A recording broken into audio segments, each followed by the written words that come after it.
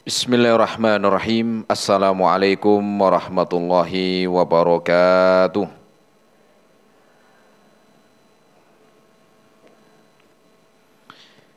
Innal hamdalillahi nahmaduhu wa nasta'inuhu wa nastaghfiruh wa na'udzu billahi min shururi anfusina wa sayyiati a'malina. Man yahdihillahu fala mudhillalah wa may yudlilhu fala hadiyalah. Ashhadu an la ilaha illallah wahdahu la syarika lah wa ashhadu anna Muhammadan abduhu wa rasuluh. Qala Allah Ta'ala fi kitabihil karim, ya ayyuhalladzina amanu taqullaha haqqa tuqatih wa la tamutunna illa wa antum muslimun. Ma'asyiral muslimin, jamaah, bapak-bapak dan ibu-ibu, ikhwan wal akhwat rahimani Allah wa iyyakum jami'an. Alhamdulillah, kita bersyukur kepada Allah Subhanahu wa taala di kesempatan sore hari ini kita masih diberikan kesehatan, taufik dan hidayahnya. Semoga amal ibadah kita Allah Subhanahu wa taala menerimanya, dan semoga ilmu yang kita dapatkan bisa kita amalkan sebagai bekal untuk menghadap kepada Allahu Rabbul Alamin. Kemudian salawat dan salam kita sampaikan kepada Nabi Muhammad sallallahu alaihi wasallam beserta keluarganya, para sahabatnya dan umatnya sampai hari kiamat nanti. Jamaah rahimani Allah wa iyyakum jami'an. Kita melanjutkan kembali dalam kajian rutin di Balu Bait TV dengan bahasan dari tata cara solat, di mana pertemuan yang lalu telah kita bahas tentang keutamaan sujud, bahwa sujud di antara keutamaannya adalah posisi paling dekat dengan Allah Subhanahu wa taala ketika dalam keadaan sujud. Kemudian yang kedua, bahwa sujud nanti pada hari kiamat akan menjadi tanda pengenal bahwa mereka yang dahulu melaksanakan perintah Allah Subhanahu wa taala dengan sujud. Kemudian juga disebutkan bahwa sujud adalah sebagai jalan untuk menggugurkan dosa-dosa dan juga mengangkat derajat di dunia dan di akhirat nanti. Sore hari ini insyaallah ta'ala, sebelum kita membahas tentang tata cara sujud, maka kita akan bahas satu bahasan yang sangat penting, yaitu arti dari sujud. Dan sujud adalah diperuntukkan untuk Allah Subhanahu wa taala. Arti sujud dan sujud hanya kepada Allah Subhanahu wa taala. Adapun arti sujud secara bahasa, sujud secara bahasa disebutkan wa huwa wad'ul jabhati 'alal ardi, bahwa sujud adalah artinya seseorang yang meletakkan keningnya, meletakkan apa?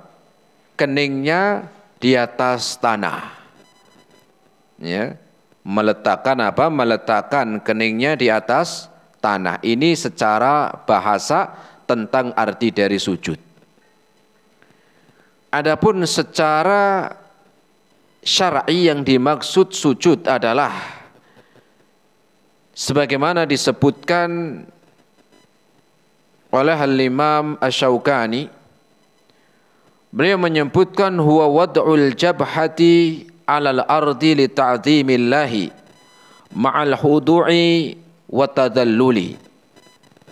Adapun makna sujud yang dimaksud di dalam syariat atau yang disebut bahwa ini adalah sujud ibadah, di mana seorang meletakkan keningnya di atas tanah untuk mengagungkan Allah Subhanahu wa taala, untuk mengagungkan Allah Subhanahu wa taala dengan perasaan tunduk dan ya merendahkan diri. Ulangi, apa tadi arti dari sujud secara syariat? Meletakkan apa? Meletakkan apa, Bu? Meletakkan kening di atas tanah untuk mengagungkan Allah Subhanahu wa taala dengan perasaan ya penuh dengan apa? Penuh dengan ketundukan dan kerendahan. Ini arti dari sujud. Ya, sujud secara istilah yang disebut di dalam agama. Jamaah rahimani Allah wa iyyakum jami'an, bahwa sujud di dalam Islam adalah suatu amalan yang sangat besar di sisi Allah Subhanahu wa taala.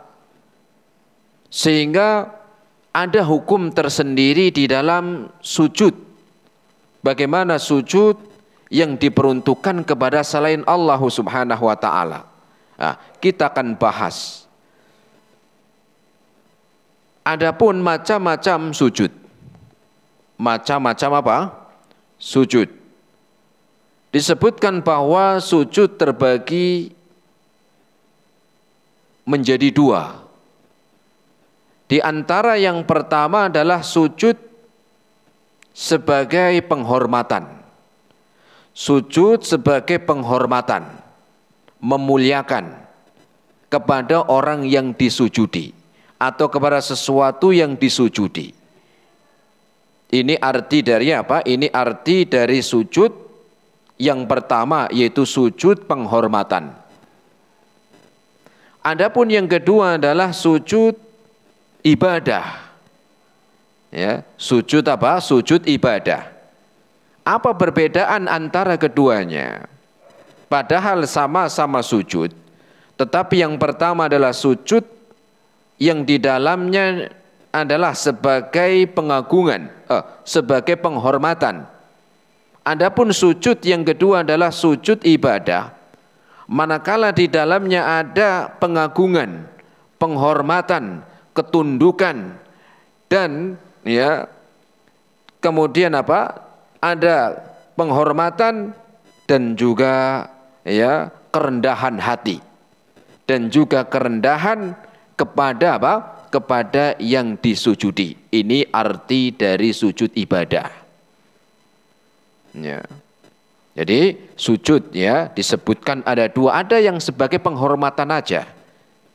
Di dalamnya tidak meyakini ini sebagai ibadah, tetapi sebagai penghormatan, sebagai memuliakan, untuk menghormati.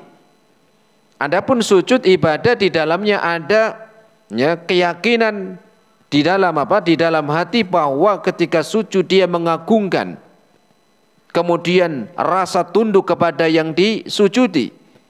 Nah, maka inilah perbedaan antara keduanya.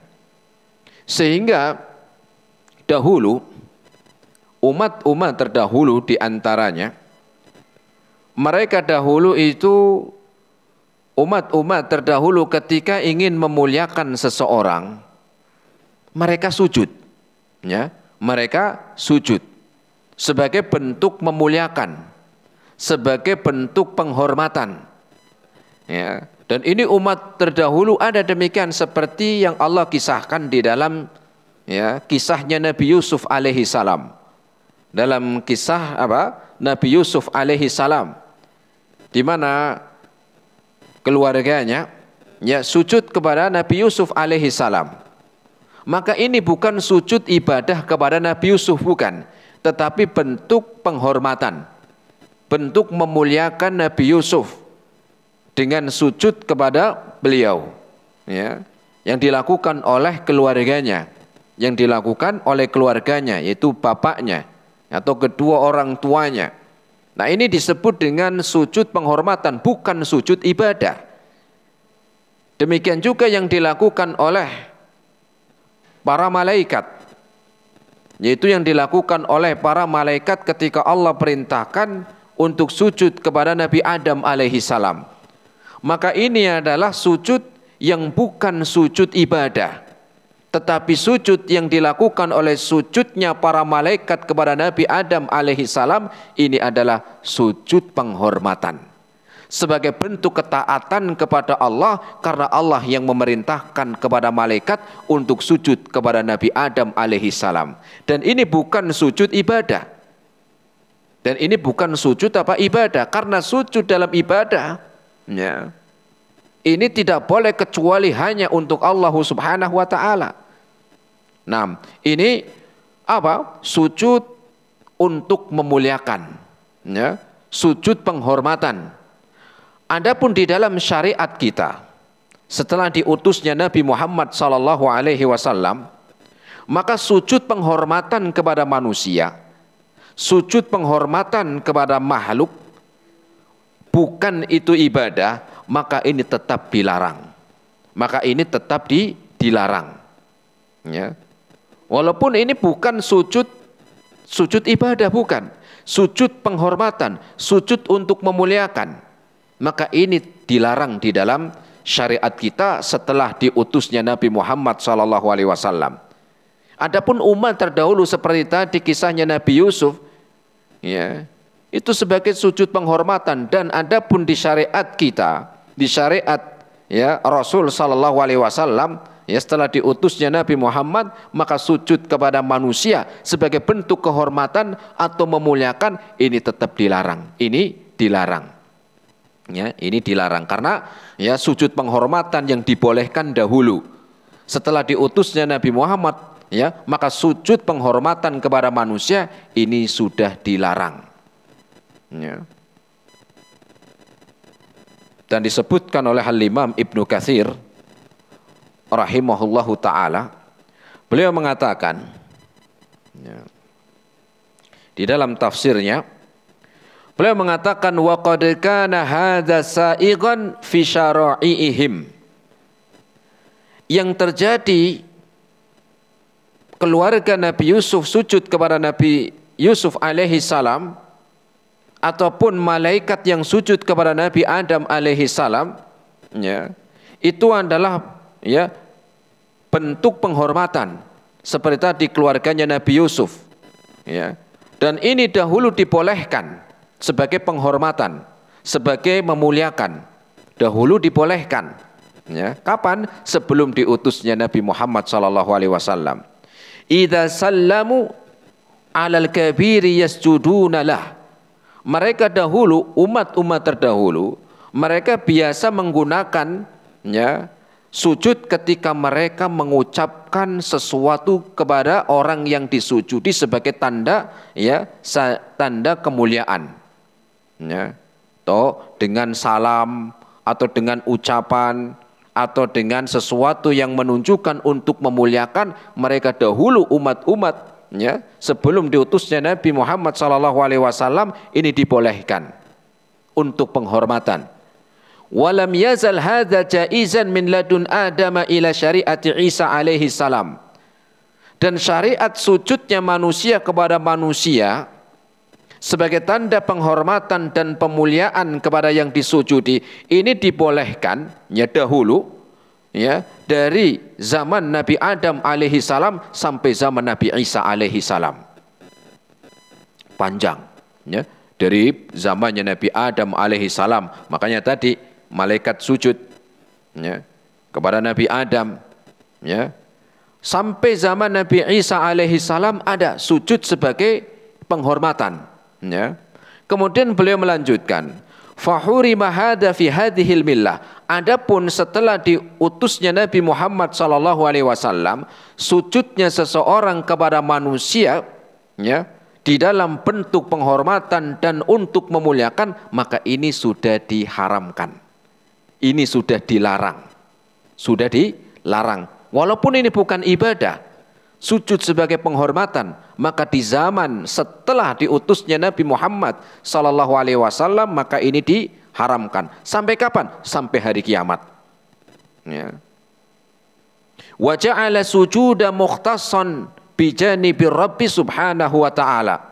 Sehingga sujudnya Sujudnya seorang itu tidak boleh diperuntukkan kecuali kepada Allah Subhanahu wa taala. Ya. Baik itu yang untuk menghormati atau untuk memuliakan, yang keduanya apalagi sujud ibadah.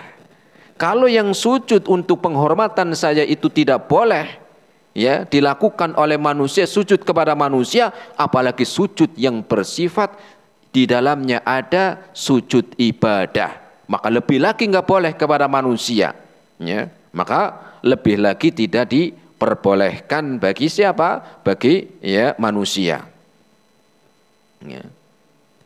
Makanya dahulu pernah terjadi, ya, ada salah seorang sahabat yang disebutkan bernama Mu'adz, ya, yang bernama Mu'adz, ya, di mana Mu'adz ini di zaman Rasul Sallallahu Alaihi Wasallam sering keliling, ya, keliling ke negeri Syam, keliling ke negeri, ya, ke Romawi, ya, atau ke negeri Syam.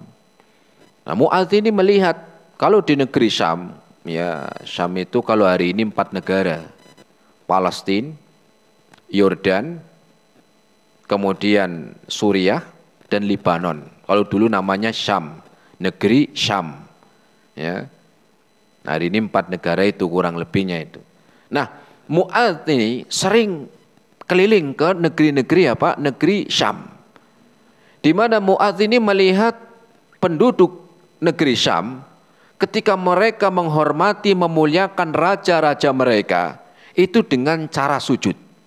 Dengan cara sujud. Ketika mau ketemu raja ada yang sujud.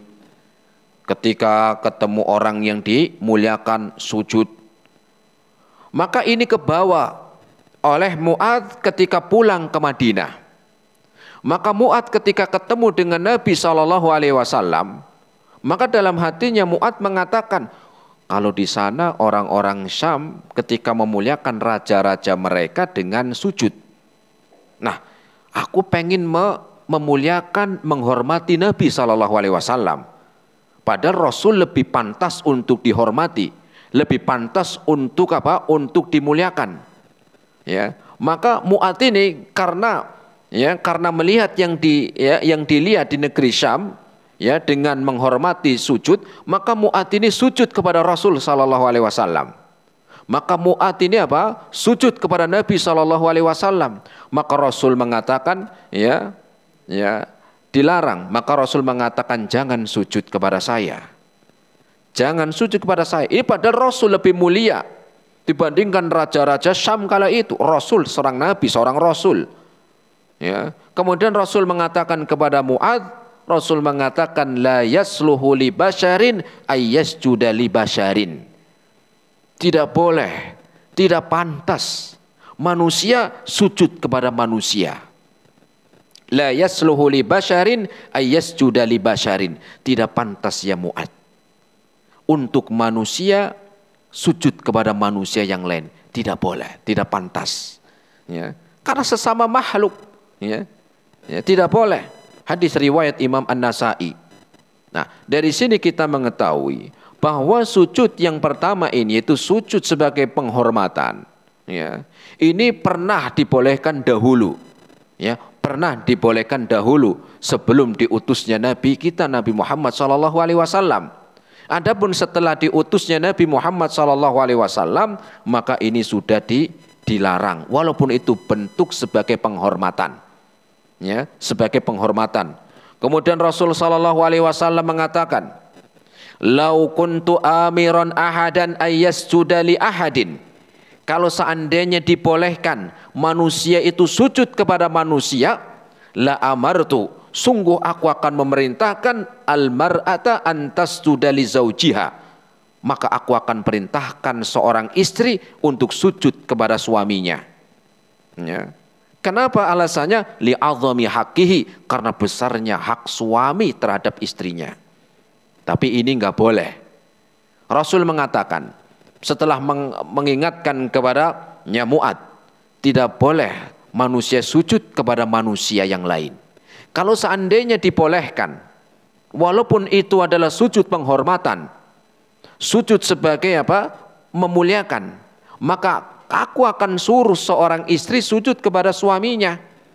Kenapa? Karena suami memiliki hak yang besar, ya, yang memiliki jasa besar, hak yang besar yang untuk ditunaikan seorang istri. Tetapi ini nggak boleh. Kalau seandainya dibolehkan, maka saya nyuruhnya seorang istri untuk sujud kepada suami. Ini kalau dibolehkan. Tetapi Rasul tidak membolehkan.